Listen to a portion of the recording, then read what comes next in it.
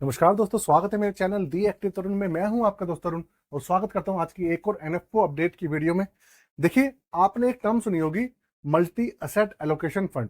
इसके बारे में आपने जरूर सुना होगा, लेकिन इस फंड्स के अंदर लोग इन्वेस्टमेंट ज्यादा नहीं करते हैं। क्यों नहीं करते? लोगों को जागरूकता नहीं है, लोगों को पता नहीं है, इसलिए वो इसके अंदर इन्वेस्टमेंट नहीं करते। अब मैं आपको बताऊं, ये भी बताऊंगा कि आपको मल्टी असेट एलोकेशन फंड कौन से होते हैं। नया एनएफओ जो आया है वो आया है एलआईसी म्यूचुअल फंड हाउस की तरफ से। फंड का पूरा नाम है LIC mutual fund multi asset allocation fund, जो कि हमारा एलआईसी म्यूचुअल फंड हाउस की तरफ से आता ही सबको पता ही है। और एलआईसी कितना बड़ा ग्रुप है ये सबको पता है। लेकिन एलआईसी के ना म्यूचुअल फंड के अंदर इतना ज्यादा भी स्कीम्स वगैरह नहीं है, लेकिन एलआईसी धीरे धीरे जो है स्कीम जो है वो बढ़ा रही है। अब अगर आप ये देखेंगे तो मल्टी असेट एलोकेशन, आपको सोचने से ऐसा लगेगा कि भाई ये इक्विटी के अंदर इन्वेस्टमेंट है, असेट्स के अंदर है। ये एक्चुअल में इन्वेस्टमेंट है किसके अंदर? तो आज पूरी की पूरी जो इन्फॉर्मेशन मैं आपको दूं इस वीडियो में, पूरी की पूरी डिटेल दूंगा। कैटेगरी क्या है, फंड क्या है, और क्या आपको इसके अंदर क्राइटेरिया है, कैसे अप्लाई करना है, कैसे अप्लाई नहीं करना, सारी आपको कंप्लीट इन्फॉर्मेशन मिलेगी। तो वीडियो को एंड तक देखिएगा, बिल्कुल स्किप मत कीजिएगा। साथ में चैनल को सब्सक्राइब करके बेल के आइकन को दबाना मत भूलिएगा।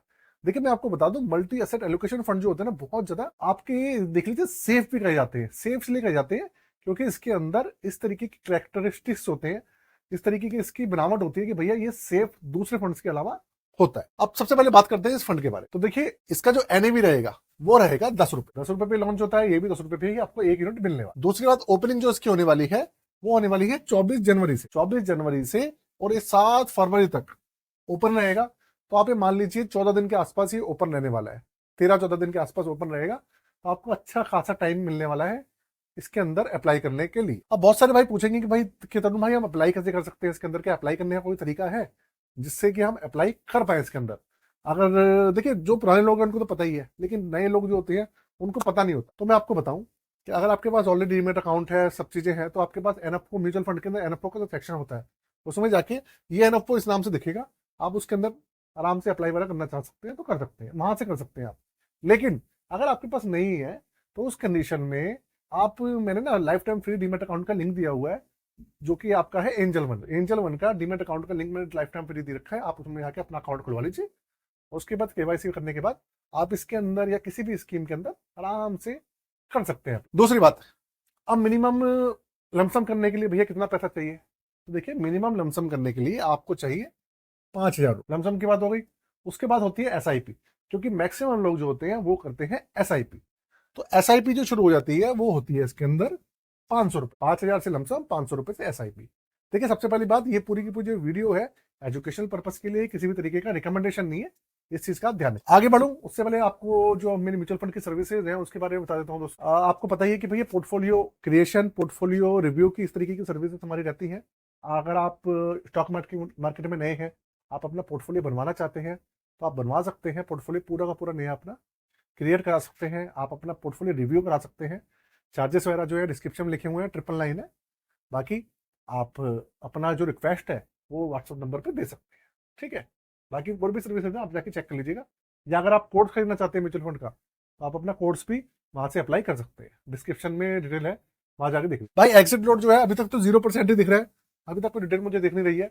हो अभी तक तो 0% दिख रहा है, हो सकता है और होगा भी तो ना के बराबर होगा। 0.25 हो गया, 0.35 इस तरीके से हो गया। वैसे तो होगा ही नहीं जहां तक मुझे लगता है। आगे चलते हैं, बेंचमार्क की बात करते हैं। अब आप पूछेंगे भैया बेंचमार्क क्या है इसका और मल्टी असेट एलोकेशन है क्या, ये बता। देखो भाई, रेफरेंस के लिए ना आपको मैं एक फंड का नाम बताता हूं।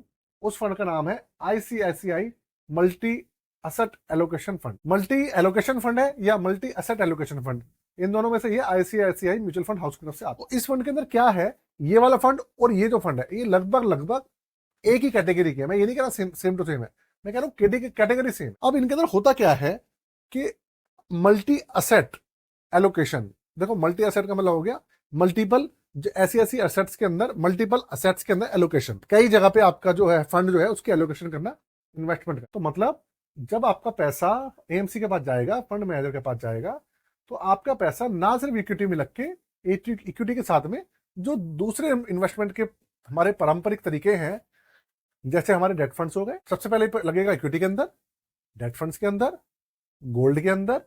कुछ कुछ म्यूचुअल फंड ऐसे होते हैं जिनके अंदर आपका रियल एस्टेट में भी लग जाता है, और कुछ पोर्शन ऐसा होता है जो कि आपका कैश रखते हैं अपने, कैश और कैश इक्विवेलेंट रखते हैं। इस तरीके से पूरा का पूरा जो पैसा है वो डाइवर्सिफाई हो जाता है। तो इसके अंदर देखिए, मैं आपको बेंचमार्क नहीं बता रहा हूँ, लेकिन जो दूसरे बेंचमार्क होते हैं उसका मैं आइडिया बता रहा हूँ आपको।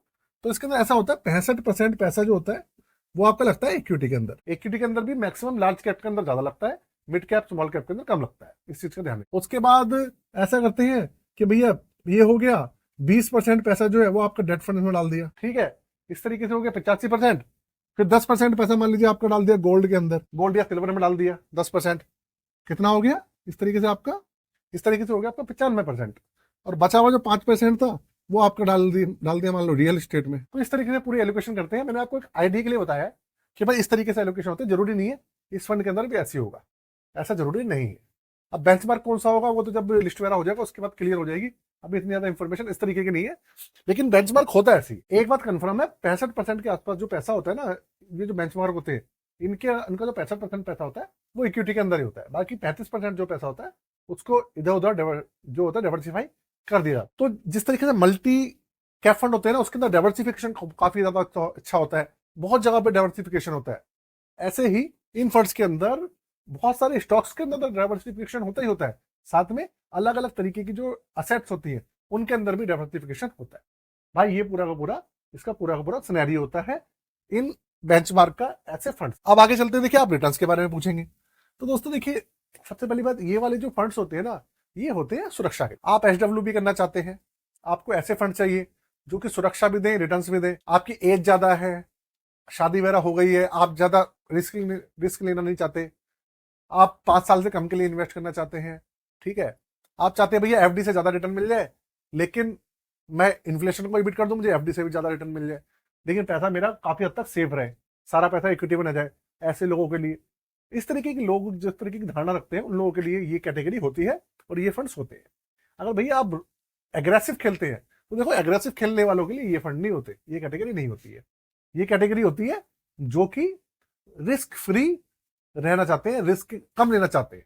मतलब आप इसे मान लीजिए एक तरीके से सेफ रह के चलना चाहते हैं। मैं ये तो नहीं कहता रिस्क फ्री, लेकिन सेफ रह के चलना चाहते हैं, उनके लिए इस तरीके के फंड बनाए जाते हैं अलग अलग म्यूचुअल फंड हाउसेस के द्वारा। तो भाई रिटर्न्स वगैरह कितने होते हैं, बहुत ज्यादा रिटर्न की उम्मीद मत कीजिएगा। कितने होंगे, कैसे होंगे, जो लार्ज कैप कैटेगरी होती है उससे थोड़ा सा ज्यादा मिल जाता है, जो लार्ज कैप कैटेगरी होती है उससे थोड़ा सा ज्यादा मिल जाता है। लेकिन मैं आपको ये आइडिया के लिए बता रहा हूँ, आप ये कंपेयर मत कीजिएगा आपको मिड कैप और स्मॉल कैप की तरह मिल जाएंगे, ऐसा नहीं है भाई। इनके अंदर इतने रिटर्न नहीं मिलते क्योंकि ये सिक्योरिटी को देख के ज्यादा बना, ठीक है।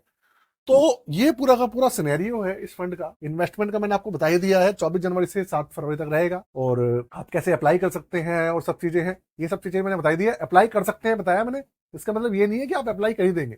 करना है, नहीं करना है, क्या करना है, कैसे करना है, ये सारी की सारी चीजें आपकी अपनी खुद का मतलब डिसीजन है ना। जब भी आप किसी चीज के अंदर जाते हैं, NFO के अंदर किसी में, सारी चीजें सोच समझ के और देखने के बाद ही अप्लाई किया कीजिए। ऐसा नहीं कि भाई उठा के किसी में भी अप्लाई कर दिया, ऐसा नहीं। अगर आपको लगता है कि भाई आपके लिए बना है फिर, तो आप उस चीज को सोचते। दोस्तों वीडियो कैसे लगी जरूर बताइएगा, साथ में चैनल को सब्सक्राइब कर लीजिएगा, बेल के आइकन को दबाना मत भूलिएगा, और साथ में एक प्यारा सा कमेंट करना मत भूलिएगा। आज के लिए जय हिंद।